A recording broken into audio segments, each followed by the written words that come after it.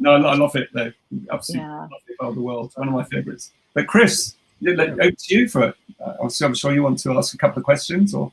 Yeah, no, I'm kind of. I mean, I love that part of the world too. I've got relatives in San Francisco.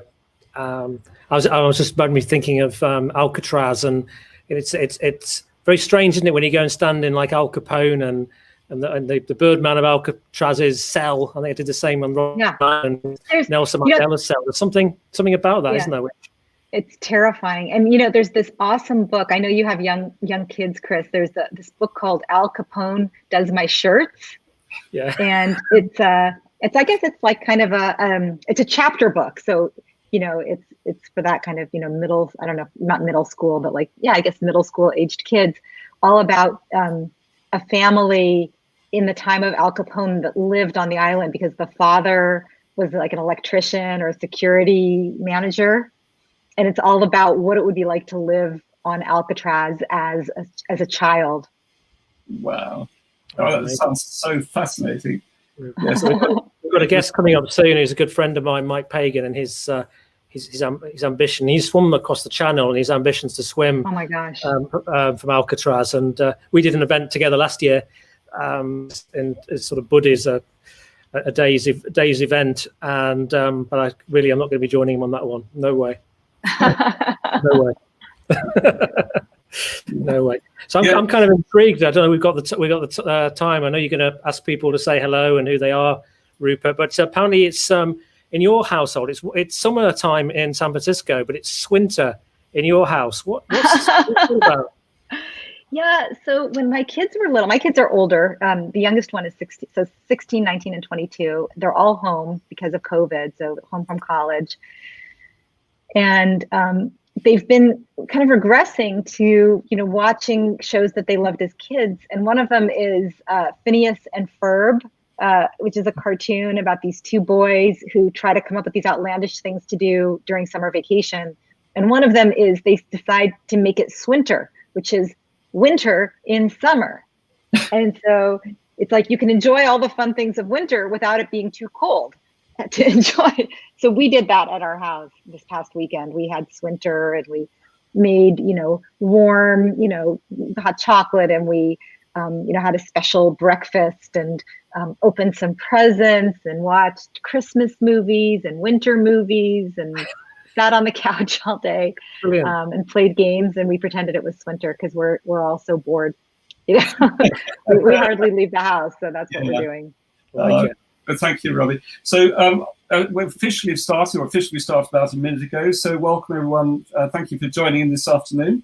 So we've got Robbie, who's joining us from the San Francisco Bay Area. It's reminding me of the beautiful times we had years ago on the West Coast. And Chris has very kindly joined us today, taken time off holiday to make sure that he can interview Robbie. And Robbie is going to be talking about the great subject of how to build a forever transaction with your best customers. And I absolutely love that title. And obviously, we'll be hearing a lot more from Robbie on that shortly. If you could very kindly introduce yourselves in the chat. Several of you have done that already. But if you could just indicate a little bit about what you do and why you do it, what you're really passionate about.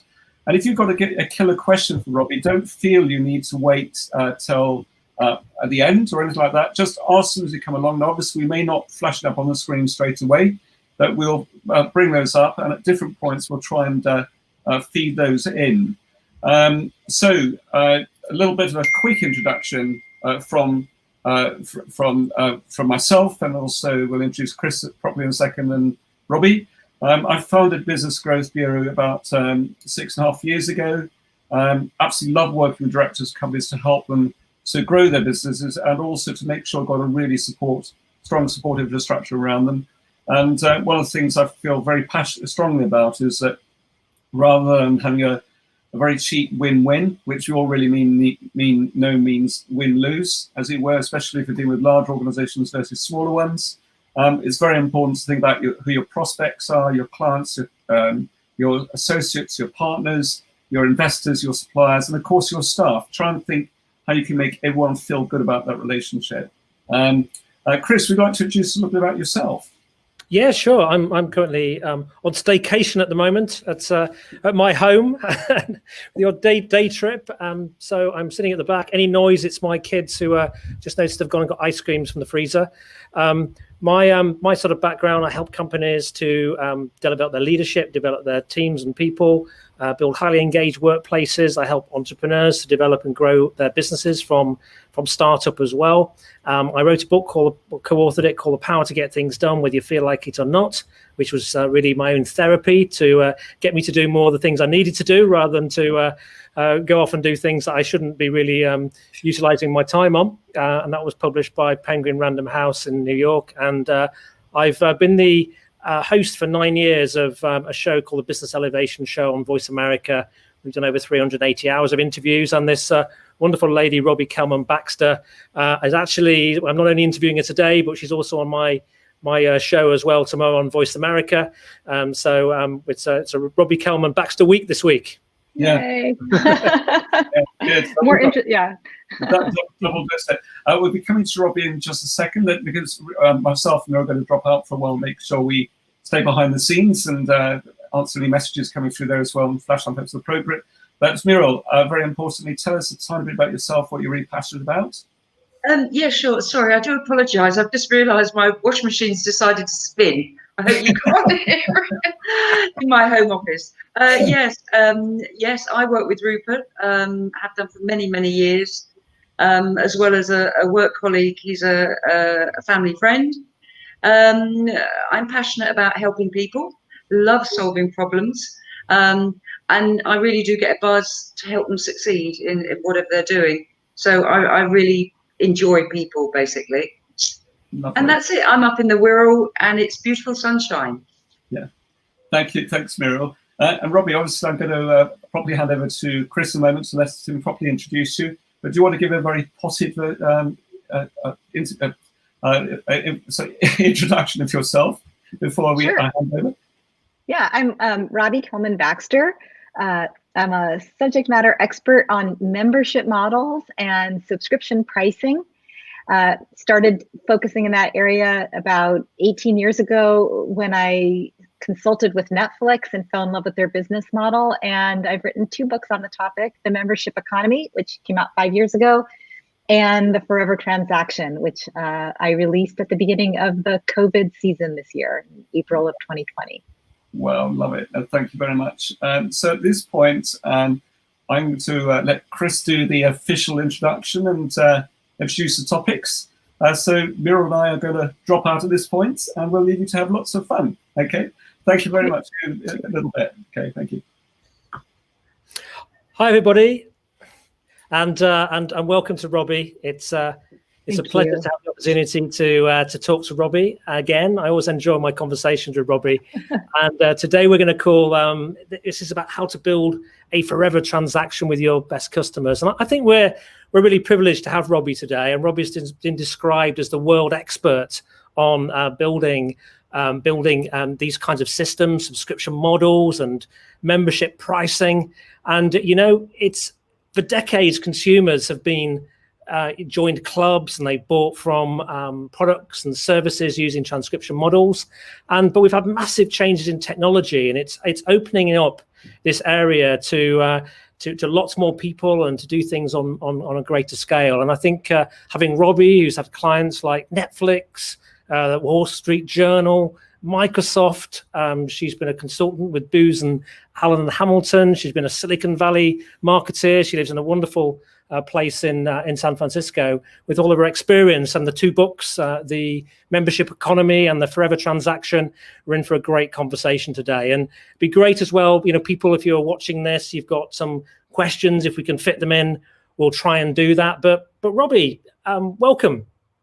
Thanks so much for having me. It's been great talking to you these last few weeks. So much to talk about.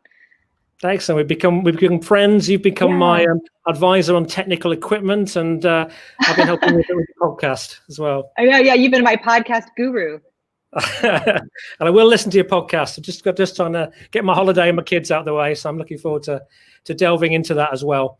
So just tell us, Robbie. I mean, I think your background is fascinating, and you've had have a wonderful education, Harvard College graduate, Stanford University MBA, and you've developed your career into this world around being this expert around subscription models and membership pricing. Tell us a little bit about your background, where you're living right now, and how you came to develop such expertise in this niche but increasingly important area. Yeah, well, I grew up here in Menlo Park, California, in Northern California, which is now, Silicon Valley. But when I was growing up, it was just Menlo Park, next to Stanford and a suburb of San Francisco. And when I was growing up, I wanted to see other things. So I went across the country to Harvard and studied poetry there, which, hopefully for all of you, parents who have liberal arts kids and are wondering if they're ever going to, be self-employed or gainfully employed, there is hope. I studied poetry for 4 years, and then, I worked for the city of New York in economic development for a couple of years, and then worked at Booz Allen Hamilton, which is, strategy consulting, great training for anybody who wants to be in business, in my opinion. And then I went back to business school at Stanford, and technology was really taking off here, and my husband had been playing baseball in the minor leagues, so I really wanted to make a home for us close to my parents, so that we would have sort of support, and if we wanted to start a family. So I was looking for a job at home. So I worked, instead of working in consulting where you travel all the time, I took a job in product marketing for a tech company. And I did that for 5 years, got laid off while I was on maternity leave, which I'm happy to talk about too. Like, what do you do when you need that money for your mortgage and it kind of is pulled out from under you?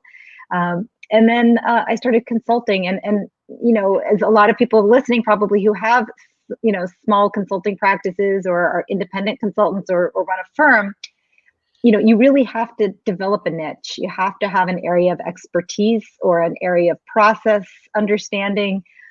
Otherwise, you just end up being arms and legs for companies instead of expertise. So even when I started consulting, I was always trying to figure out what's my thing, what's my special area of expertise that I can claim that is big enough that I could spend a career or at least 5 years in it, but also narrow enough that I can credibly claim expertise, right? Like, I can't claim to be an expert on strategy as one person. It's just too broad a topic. But then I think it was about my fifth consulting client was Netflix. And I fell in love with that business model. And I realized then, this is the thing for me.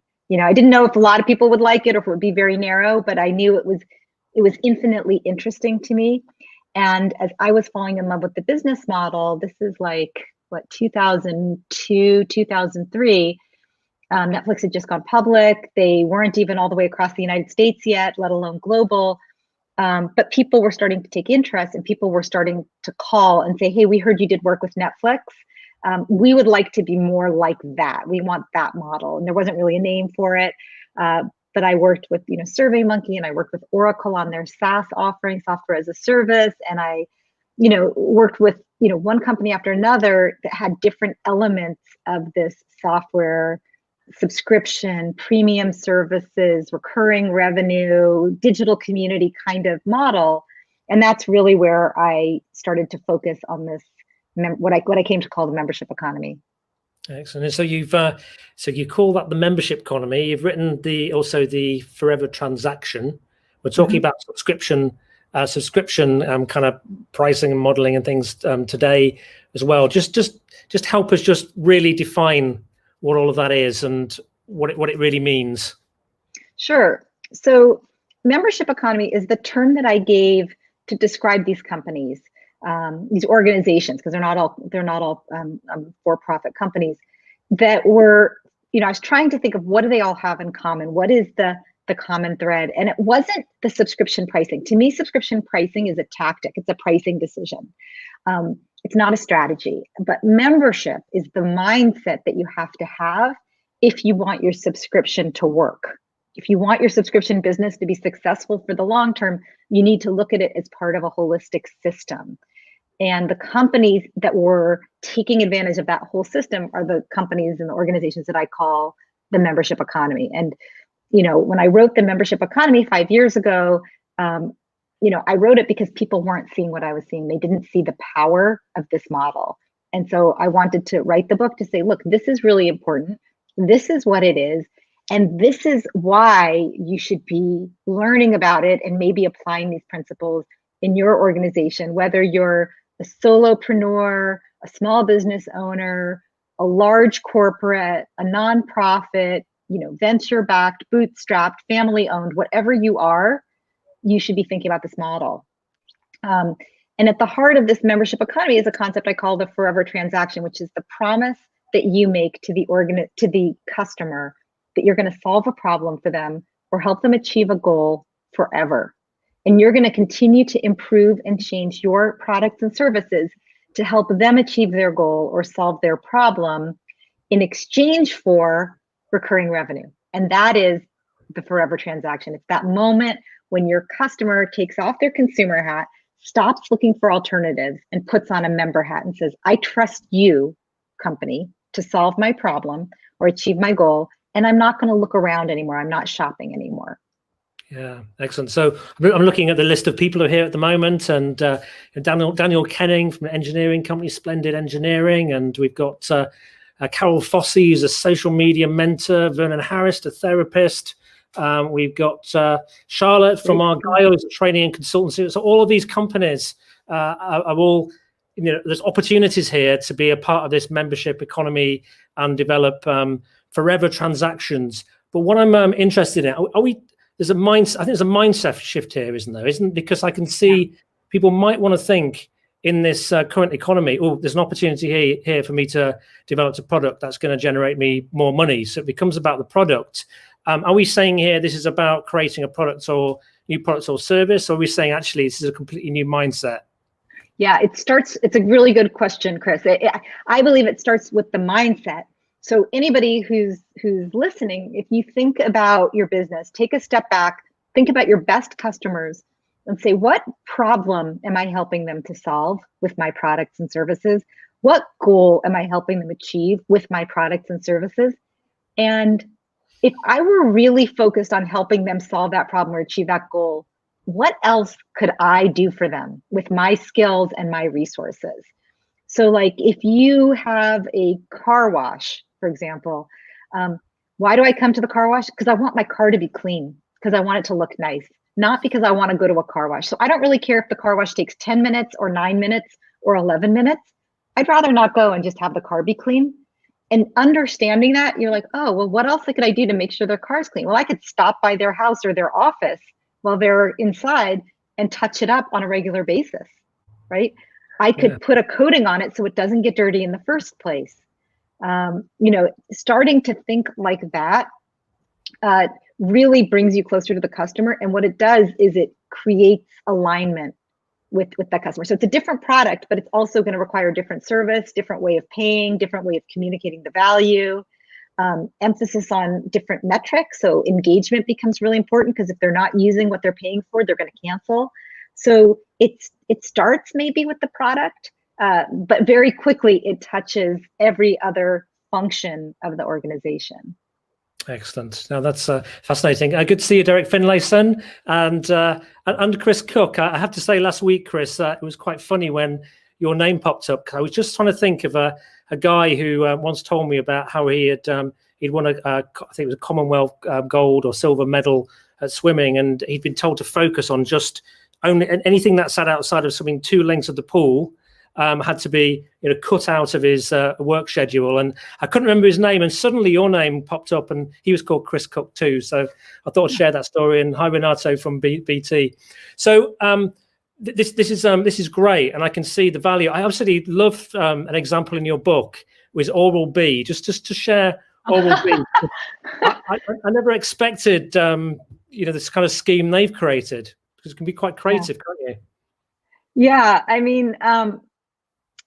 So first of all, the comment from Renato about Microsoft, I actually did a fair amount of work with the Office 365 team, not with Bill Gates, but with kind of the GM level in that particular part of the organization, where they had subscription pricing, but what they were actually working on is how do we build more of a membership mindset across the organization, to think about what it means for all of us if we're selling on subscription. What else changes in terms of how we support them, in terms of how we introduce new features, in terms of how we sell, in terms of the hooks we make into other products and services in the Microsoft ecosystem. And they're actually, to their credit, under Satya Nadella, they are laser focused on customer outcomes. And they've acquired LinkedIn, lynda.com.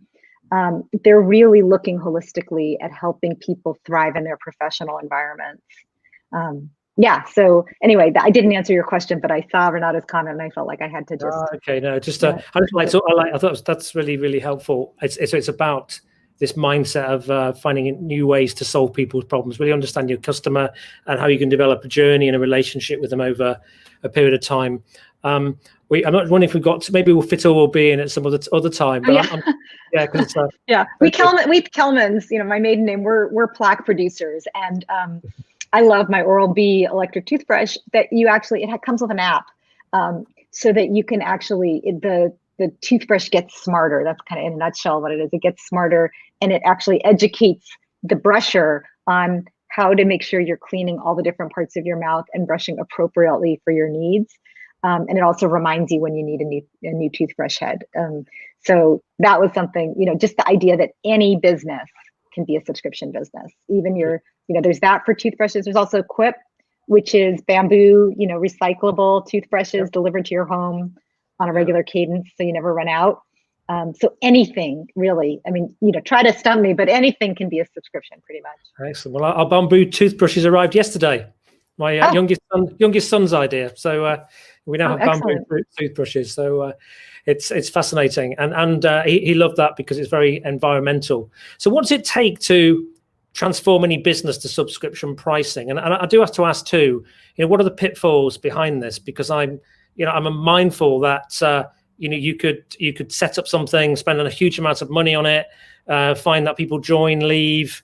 You find you've got 1,000 members, and you need to bring on additional people to support that, and it could become for some people it can become a real weight on their shoulders and a loss if they're not careful.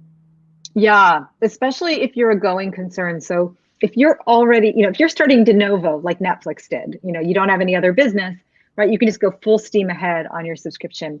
But a lot of us already have real revenue, real businesses, whether it's selling toothbrushes or consulting expertise or, restaurants or, anything really.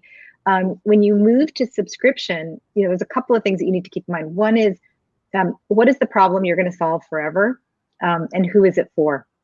So, and how does it fit in your business model? So for example, I mentioned I have this new podcast. One of the people I interviewed works for Bain & Company, the global consulting firm. They have a membership model for, it's called the Bain Net Promoter System Loyalty Forum. And you can only be a member if you're the top person in your company involved in customer-centric activities. So the head of customer success, the head of retail, the head of support, the head of the user interface, whatever that is. And it's a break-even business for Bain. So they don't even want to make a profit. It's really more of a marketing tool. So they use subscription as a marketing tool. And so the metrics that they have for their subscription are all around, is it deepening relationships, or is it engaging people? Is it introducing some new people to Bain? Is it deepening the relationships with our existing customers? And of course, the way that they make their money is on these huge episodic engagements, right? These 7-figure projects that they'll do periodically. So that's kind of one example of, so to answer your question, if you want your subscription to be successful, know what it's doing for you and who it's for, and don't try to boil the ocean. If you're trying to generate revenue from it, if you're saying, look, I'm going to no longer offer bespoke consulting services, and I'm just going to offer people access to my expertise. They can call me when they need me. They can participate in my masterminds. They can read my content, my reports, my articles. Then it's riskier because you're giving up your old revenue and forcing your customers to move to a new revenue. And in those cases, we can get into it in more detail, but you really want to be sure that your old customers, that you don't just lose money on the old customers and not gain new customers. Yeah. Right? The kind of cannibalization problem. Like, what if all of our best customers, instead of spending $100,000 a year with us, sign up for the $40,000 a year subscription, and nobody else signs up? So net, we just lose revenue. The revenue just poof, goes away. Yeah. So you really want to do small tests to mitigate that risk before you really commit to it. Excellent. So let's give a couple of good comments. Carol Fossey, I'm about to launch a membership site, Passport to Success, and I've changed my mind about how to deliver it. It's not just subscription, real membership that builds relationships, which is really what we're talking about, which is great. And just I'm noticing Adam Bromby, I'm struggling to see any connection between subscription and home construction / landscape building. Any ideas? Mm-hmm. Yeah, it's funny. Last week I was talking to a landscaper. So, the way I think about both of those businesses is that they can be episodic, meaning, I want a new courtyard, as Chris did. I want to update my courtyard, which is an intensive but finite duration project, versus the ongoing maintenance and upgrades. Same thing with home construction, right? I might say I want to remodel my house, but then I want to also keep my house looking current. So, honestly, so I never get in the position again of saying, wow, everything in my house looks outdated and awful. I guess we should move out for 6 months and let the whole thing be rebuilt. So when you think about it, what you would do is same steps that I advised before. Take a step back. So I run a landscape firm. Why do people come to me? Because they want they want to get the most pleasure out of their gardens, right? That's why you hire a landscaper. I want to get the most. So then you say, well, what can I do to ensure that my customers get more pleasure out of their gardens? Right? So it might be, just basic maintenance. It might be maintenance plus periodic upgrades and advice. So you're always, swapping things out, and you have a certain budget, and you say, look, for this fixed price, I'm going to make sure that your garden always looks beautiful. It might include adding things that you don't think of as landscaping, like heaters, because that's really important to enjoying your outdoors when it gets cold. So you're kind of thinking, instead of thinking very product centric, like I'm all about plants and concrete and building, to say I'm about enjoyment for my customers. So that's really, it's like going that last mile to fully solve the problem. Same thing with the construction. Like I spent all this money to build my house. Now I want to make sure it always looks this good. So I would love for somebody to come around. We always joke about this in our house, that we would love for our decorator and our developer to come and look around and say, okay, you know what, your moldings are so dated, you need to replace that, or those are no longer the most current light fixtures. We're going to update that. And so that way it never gets bad. You're delivering on that promise. That's a way to think about those kinds of more episodic, professional services kinds of businesses. Yeah, and it'd be good. I'm sort of thinking about lighting for gardens as well. Quite interesting, and if you had a plan over a period of time, as you say, to keep on improving, and someone supporting that, feeding in new ideas, there might be something you might be prepared to pay for. I'm going to, at this point, I'm going to introduce Rupert, and the reason I'm going to introduce Rupert, if he's there, is he there? Hello, are you going to join us, Rupert, or are you? There he is. It's like he appears in the middle. It's like, I was awake. I promise you, I was awake. Good to see you in the middle of my screen at the moment. And Rupert, I thought it was. I am, unfortunately. I think it was good to introduce you at the moment, because I don't know what people might not know about you in your past life is that you set up a membership scheme subscription scheme that grew to 160,000 people in the sort of pet care sector before this current life in Business Growth Bureau. And I just wondered, I thought it'd be a good sort of case study to chat through about your experience within this area. I know you clearly have some expertise too.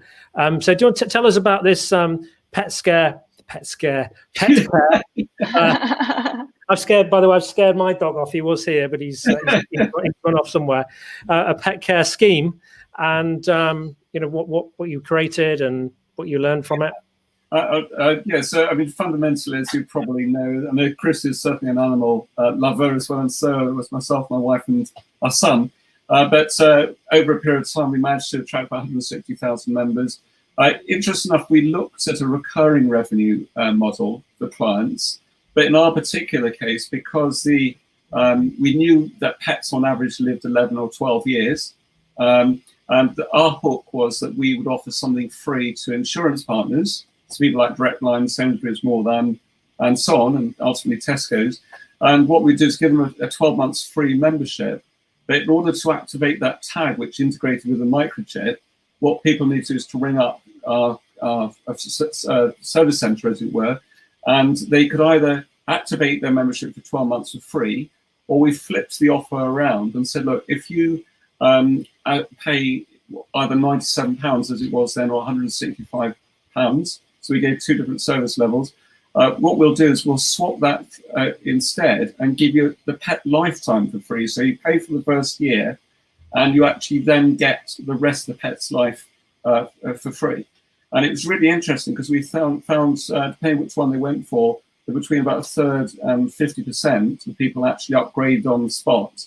Now, interesting enough, in our particular case, we worked out that because if we broke it down into micro payments, it would have become really expensive to administer. And also you have to assume in our particular case that there might have been a churn rate of perhaps, say, I'm making it up, but say 50% per year. So in real time terms, if let's say we're charging £5 a month, you might over 6 months collected £30. If you let it run for a year, it's 60 or whatever that number is. In real terms, you factor in the churn, you're losing a lot along the way. So it's actually much better for us and for the customer to offer the a one-off payment for the lifetime of the pets. We knew they lived on average 12 years, and it worked really well. And a large part of that, I love the points you made, Robbie, as well, was because of this thing about bringing people into an ecosystem where you showed you cared, and you gave these people a sense of belonging. And interesting with our current model under Business Growth Bureau, although it's a very different business, one of the things I want to move away from last year, and we made quite a big pivot, is we turned Business Growth Bureau much more into a membership-based organization. So what we now do is we share a lot of value up front for free through things like the live streams and also through our Tuesday events, and we've got lots of video content. But people, if they want to become an integral part of the ecosystem as well, they of course can become full members, and we've got a range package to suit. But obviously today it's not about promoting any of that, but the same, I fundamentally believe, I'm not a great lover of transactional-based businesses where you offer a service and then you walk away from it again. Because to me, I actually like clients or members to be members almost for life. You know, I like them to almost become friends, part of the community, collaborate, do all great things together. But that's enough about my ideas. We've got an expert here who knows 100 times more than I do, so I'm really keen to know more. What were your observations on that, Robbie? Did you have any thoughts that came to mind about what Rupert done and yeah, we're doing? Yeah, it's a really interesting thing. I mean, what's interesting is that people are willing to pay the full amount, you know, effectively. I mean, you called it a 1 year and get the lifetime free, but really what you're saying is this is what it costs for the life of the pet, insurance for the life of the pet. And it's interesting that they kind of wanted to say, look, in order for that to work, the trust level has to be very high. Yeah. Because if I say on my first go with you, I'm going to just pay for a lifetime. Like when I graduated from business school, the Alumni Association actually works like that. So I don't remember what it was, but it was like, you know, $50 a year, something like that, or $400 for your lifetime. And I, of course, went for the $400 for your lifetime because I figured I'm going to live more than 8 years and I want to be a member of the Alumni Association for my life. But in that case, I mean, I went to school for 2 years. It's a very, very strong brand. I knew it was going to be around for it would be unlikely that Stanford closes, although who knows with COVID. But, you know, it's interesting to me that your members went for pay for 1 year and get lifetime access. It implies very, very high level of trust. I think that's very hard for most organizations to do. So kudos to you for having that kind of credibility. I think the thing is what we're very, very fortunate. I must admit, it took us a while to build up, but we literally had about 3,000 or 4,000 vets and rescue centres who were very keen. That's it. I think that's why having this, the stronger the trust, the more likely people are to go to an annual or a lifetime membership. On the other hand, having monthly payments like Netflix does is also a big trust driver, because people say, wow, they're so confident in their business that they're going to let me leave whenever I want to. Yeah. And that implies that the organization has great confidence in their own business. So for those of you just starting out with your subscription, the monthly option is better at signaling trustworthiness, because get out at any time, cancel anytime. But you would love and aspire to be at a level where your members are like, just tell me how big the check needs to be, because I just want to be in forever.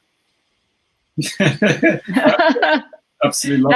That's the dream, man. That's the dream. Yeah. I think as well with, of course, pets and families and children, you're almost on to a winner there. If you provide a service and you show you really care, and everything else that goes with it, which we care passionately, still do, safety of animals, and they're an integral part of the family. So, and it also did help over time. We managed to get massive amounts of media coverage as well in the press and on TV, which was very exciting. But nevertheless, it's interesting, because the Netflix model is interesting, because when it first came out, it wasn't, to be honest, it wasn't that good. Remember, Amazon Prime was seen as being better.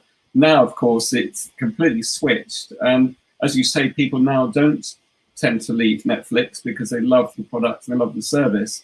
There's also a very famous company over here, which I won't mention the name of in case they have me listening and might get sued.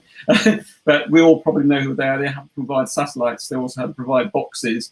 And they've got a model that if you actually decide to walk away, not only do you lose the service, but you lose that magical box with all your recordings on it.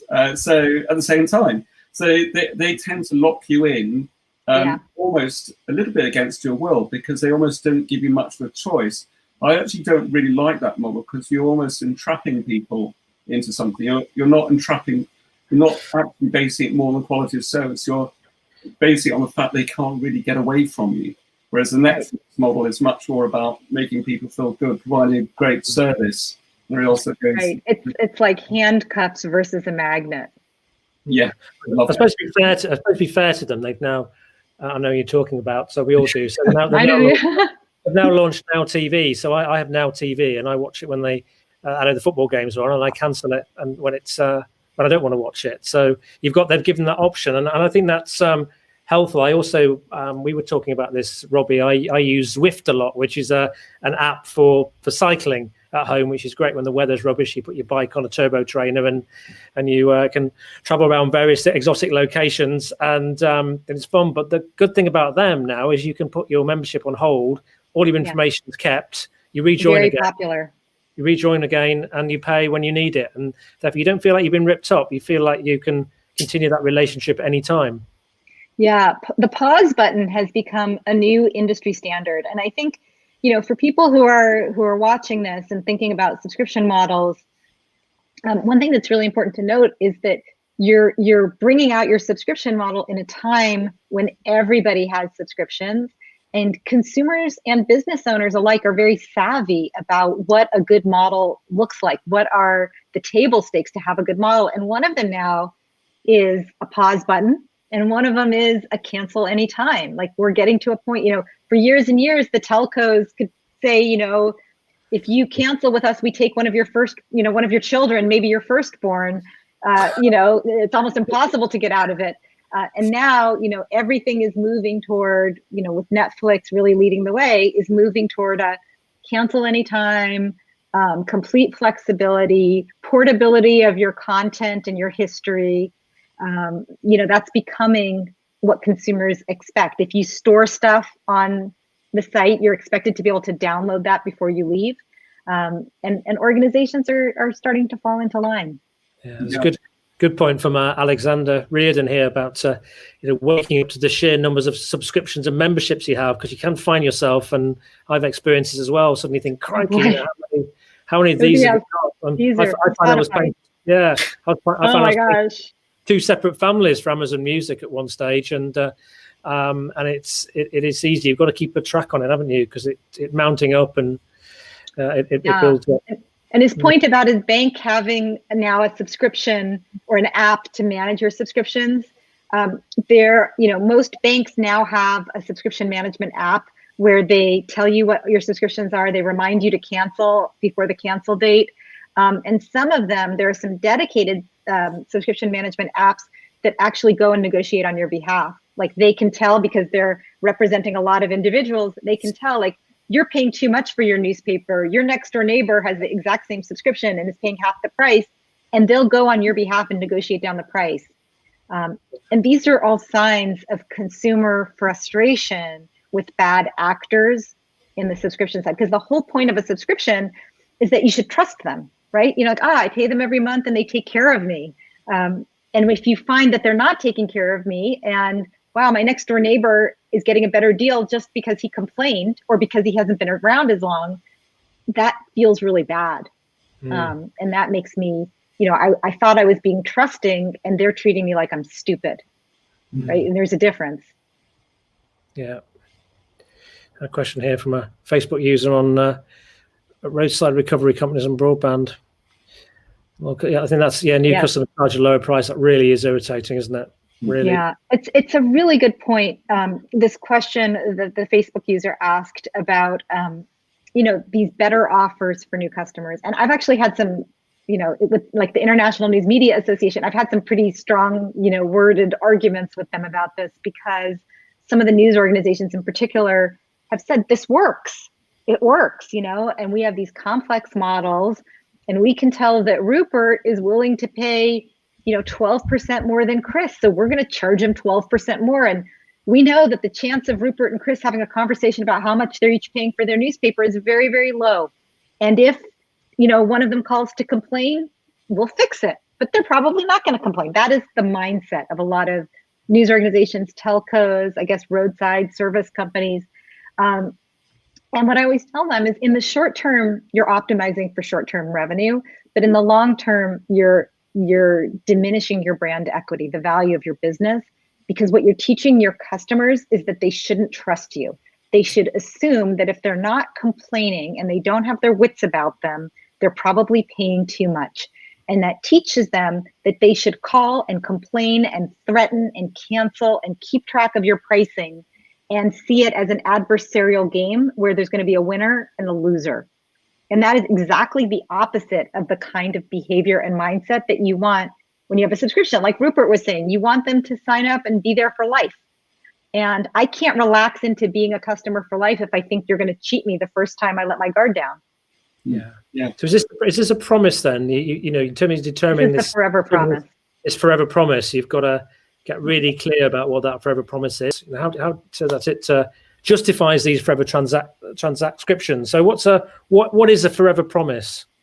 A forever promise is what the organization is committing to doing for the customer to help that customer achieve their goals. So it's kind of like a mission. A lot of organizations have a mission, but a mission tends to be customer centric. And this is, company centric, and this is customer centric. So instead of saying, we're going to make the world's best widgets, you say, we're going to help the kind of people who use widgets to achieve their widgeting goals, right? So instead of saying we're going to have the world's best car washes, we're going to help people have their cars clean at all times so that they last longer, look better, and are more enjoyable to own, right? And then that's the promise. As long as you pay us, we're going to do our best to help you achieve those goals in the most efficient way possible. And so, it's interesting to note, I know we've talked a lot about Netflix today, and they're a very big company compared to a lot of the ones that are listening in, but I think it's instructive to notice that they have pretty much unlimited financial resources and technological sophistication, and they have very simple pricing. Yeah, right. They have chosen to have very simple pricing. And then you have all these, telcos and news organizations and even like learning companies that have this wacky, complicated Byzantine kind of pricing model. Yeah. So just Tony's asking here about, do you suggest then a monthly, yearly, or one-off price? Where do you land? It really depends. Was Tony the one that asked about the content membership? Yes. Yeah. So first of all, the pricing depends. The pricing needs to follow the mission of the customer and the way that they should best consume your product. So if you have content, let's say for education, content to help you thrive in your career, then the implication would be that if you have content that can truly help somebody for the entire duration of their career, from just getting out of school and getting started all the way through retirement, they should probably subscribe, and probably an annual subscription that gives them extra benefits and a better price for a higher level of commitment is probably what most customers would want, because once they know that it works, they're like, well, this is it for my whole career, right? If it's more episodic, where you say to yourself, somebody's really only going to need this. Let's say that your product is how to make the most of a job transition in the first 90 days, right? Why would somebody subscribe on day 91, right? So there you might have it be monthly, because most people aren't going to subscribe for more than 3 or 4 months. And if it's something where you might need it very, very occasionally, then you might have it be purely, episodic or transactional. I'll pick up another point that Tony actually asked earlier on, because I think it's a really good one. Obviously, it's quite a big subject, but as a matter of interest, what is a really good way, in your opinion, of attracting members? And also, I suppose you've already given indications in terms of how to make them really sticky members, so they do want to stay forever, which I think you have gone over. But really, this whole thing of attracting members. This issue with churn is also a really big thing, isn't it? Once you've got them there, how you keep them there so they keep on wanting to be part of it, so they become really sticky. Yeah. So for acquisition, first of all, as Rupert points out, when somebody says, how do we acquire more customers? I always start with, well, first make sure that the customers you're acquiring are staying, right? So engagement and retention are often overlooked metrics, especially engagement, because engagement is the leading metric for churn. You can tell if someone's going to cancel usually before they cancel based on their behavior.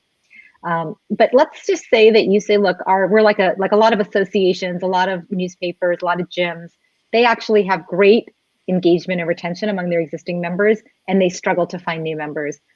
And a lot of times the reason, well, first of all, it's important to understand why. So many of those longstanding membership organizations focus too much on today's members and don't really pay attention to tomorrow's members, and don't really, look out on the horizon as to what is changing and happening in their market. So new technologies, new ways of delivering on that same promise.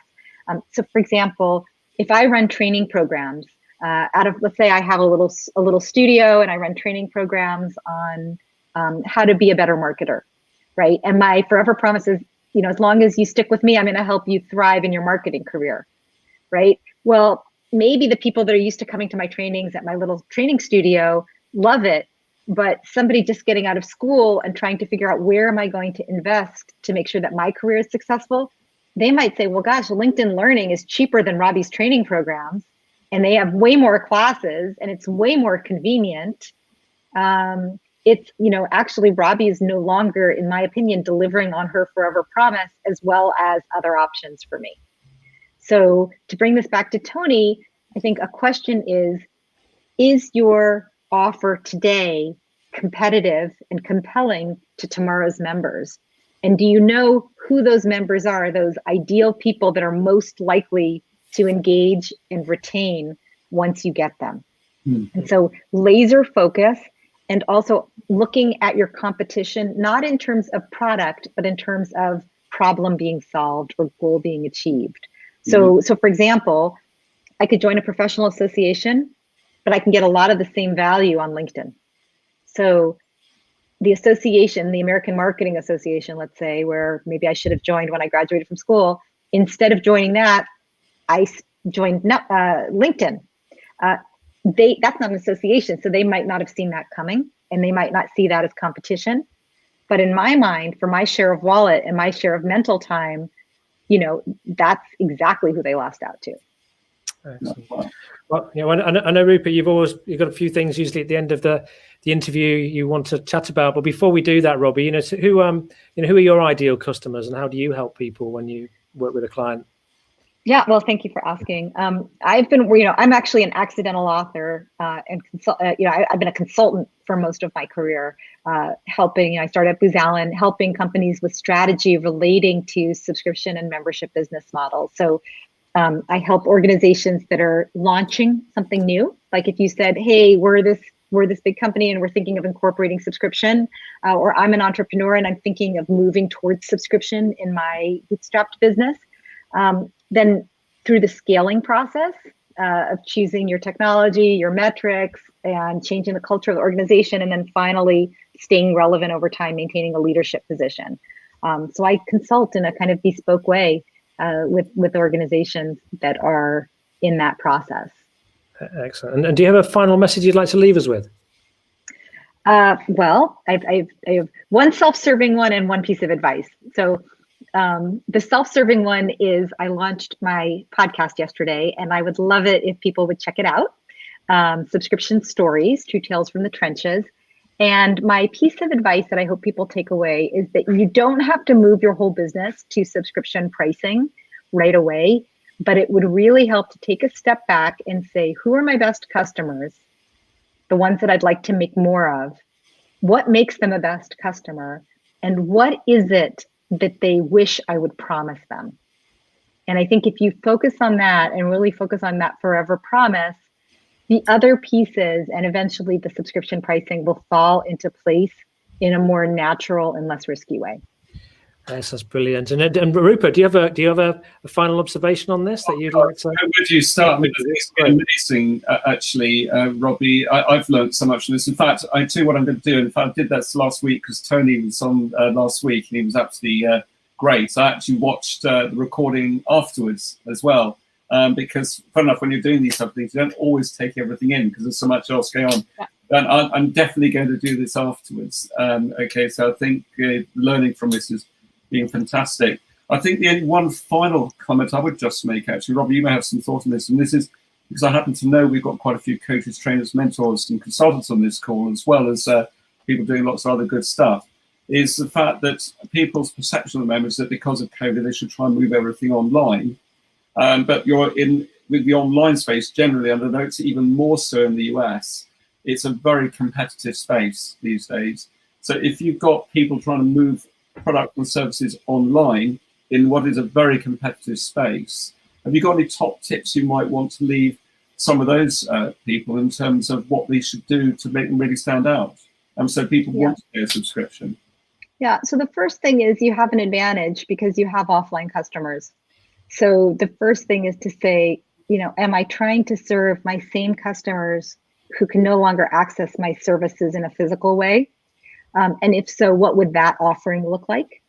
And then the second question is, if I am trying to attract a different audience or new customers, how can I design this to be optimized for them?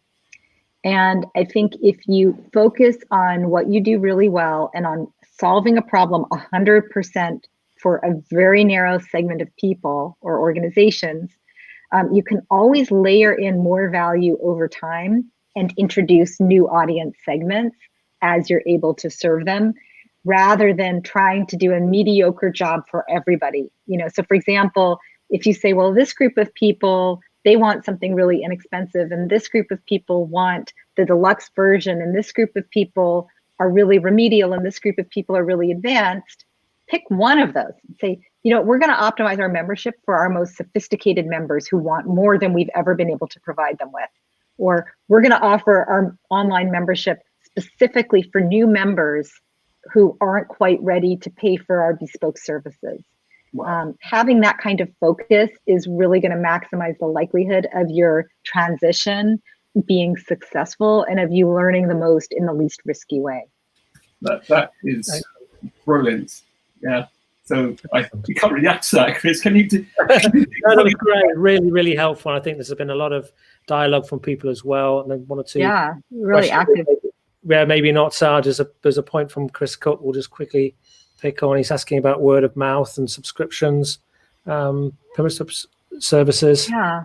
So it totally depends. I've worked, so Netflix was my first. I think I mentioned Netflix was my first subscription client. Word of mouth for them, incredibly important. They had a feature on their user interface that said, if you like our service, recommend it to your friends. It didn't even offer anything special. Like all that your friends would get is a 2-week free trial, just like everybody else. So all that we're doing is literally saying, if you like the product, recommend it. You get nothing other than the pleasure of advising your friends. And it worked great. It was a really powerful source of subscription growth. My second client was PayCycle, which is part of Intuit. It's payroll for small business owners, not something that people like to talk about. And we found that word of mouth among business owners was almost zero. And they're a very, very successful business. So it's really important to just understand, is it something that's organically viral, where you don't even need word of mouth? Like, for example, like Hotmail with email, where if I send you an email and it says, get your own account here, you might sign up without me even recommending it. Or things that are very, buzzworthy, where I would tell you about it and say, hey, you have a pet, I have a pet, you should sign up for this pet subscription. But there's a lot of things that just either people don't feel like talking about them, or maybe even people are embarrassed. So one last example, I've done a lot of work with Kurbo by Weight Watchers, which is a weight loss solution for children and teenagers. It's fantastic, really high efficacy rate, very, well supported, very safe. But teenage kids do not want to talk about how they're losing weight, and moms of kids do not want to talk with their friends about their kids' weight issues. So it's just important to understand that when you're building out the business model, that there are some things that people want to talk about and there are others that they don't. If it is something that they do want to talk about, you should build it into the product, but you don't want to count on it. It doesn't always go hand in hand with subscription. Excellent. It's been absolutely brilliant. Really, really enjoyed the conversation today. And Nikki's described it as pure gold. So that's really, and Rupert. So it's been really, really, really helpful. So thank you, Robbie. And thank you, Rupert, as well, for your experience too, and your case study, which really appreciated. Thank you, Chris, for putting us both in the hot seat. Although I think Robbie had a much tougher time, but I thought it was absolutely brilliant. So thank you for that. So it usually lasts 4 or 5 minutes. We just quickly wrap up just in terms of some quick next steps. So in terms of, some of you may remember this guy last week. He's a bit of, in a nice possible way, he's rather adventurous, sometimes a bit overambitious, but as of yesterday, he managed to raise about £1,300 with help and support from members of clients and lots of other people as well. He happens to have got this idea about taking a tree or a log up the 3 peaks. I must admit, I think he's half mad. I just hope he doesn't fall down the side of a mountain or drop a log and drop it in a few other people. But on the positive side, it's really great. He's supporting a great charity called Minds, and we'd certainly like to help him achieve his objectives. What I hadn't realised, just touching this briefly for those people who haven't joined us before, that about the under 45s, apparently over 3/4 of people who actually do take their lives are men, tragically. And obviously there's a lot of increasing awareness that it is okay not to be okay.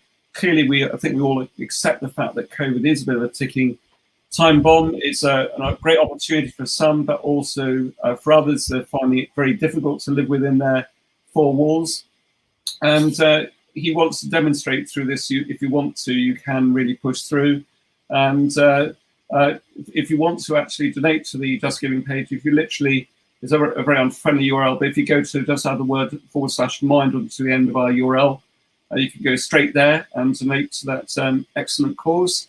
In terms of next week, we've got a great, I'll come on to the guests we've got next week as well. But for BizGrow Supercharged Tuesdays, that's started to build up a bit of momentum now. It's week 3 next week, so I'll be focusing on the social selling blueprint and what action you could take and also be a LinkedIn bonus session. And as part of that, it's interesting enough, we extended the time by half an hour this week because we found that people actually wanted to stay on a lot well beyond the end. And interesting enough, we've extended it by half an hour and people are still staying on afterwards for quite a while. So I think that's always a really good test. So if you want to join us next Tuesday, I'll explain how in just a moment. And as part of that, moving on a little bit from that, for our speaker next week, we've got Jim Hughes. He's going to be to talk about designing a business that inspires you, talk about what is alignment and why it's so important, the difference between motivation and inspiration, the cost of living out of alignment with your true self, how to spot the warning signs so you can push where you may be out of alignment and you can follow your true path, and how to gain clarity that inspires you and everything else. I'm sure that Robbie would say that a lot of these aspects are fundamentally really important. If any of those parts are out of alignment, and also Chris, I know you're very much the whole thing around the why and your motivation, all this type of good stuff. If you want to access any of this here, then what you can do is just go to the Business Growth Bureau website.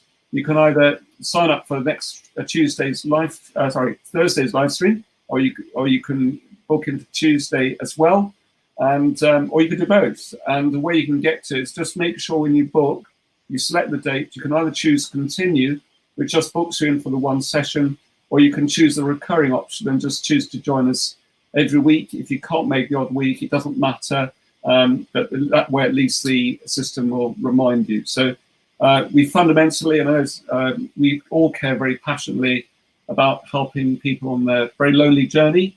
We are very much here to support you through your business growth. Do set up a reminder in Facebook, and also if you like what you see, do share it and subscribe if you're on YouTube, and hit that bell, which I think is the way our American friends describe it. And we'd love you to be part of that. And in terms of contact details, here are Robbie's details here, and also Chris's as well. Obviously, peninsulastrategies.com. Also, Robbie shared a great URL, which I'm just going to forget my mouse back, flash up on the screen. If I can bring it up, there we go. You may want to make a note of Robbie's podcast, and I'm sure we'd be pleased to do that in light of the value that Robbie's shared today. Robbie's phone number is there, and also Robbie's email address. So I think a number of you have already asked for Robbie's details, so do reach out, and we will look forward to seeing you all next week. I don't know, Robbie or Chris, you've got any quick comments? But I'd like to make a point as well, is that tomorrow Robbie's on my show. We actually recorded it last week because I'm supposed to be on holiday this week.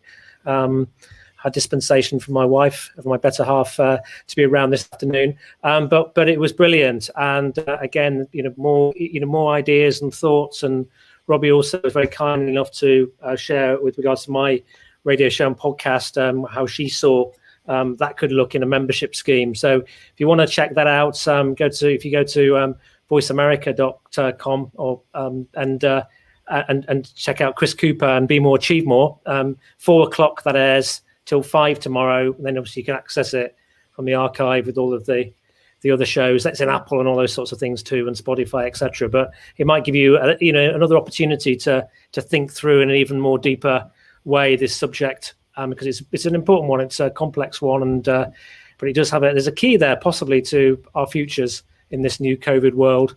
So yeah, check it out if it's helpful. Yeah, thank you, Chris. I should have mentioned that. Thank you for reminding me. And Chris's show of Voice America is great. And link in the box.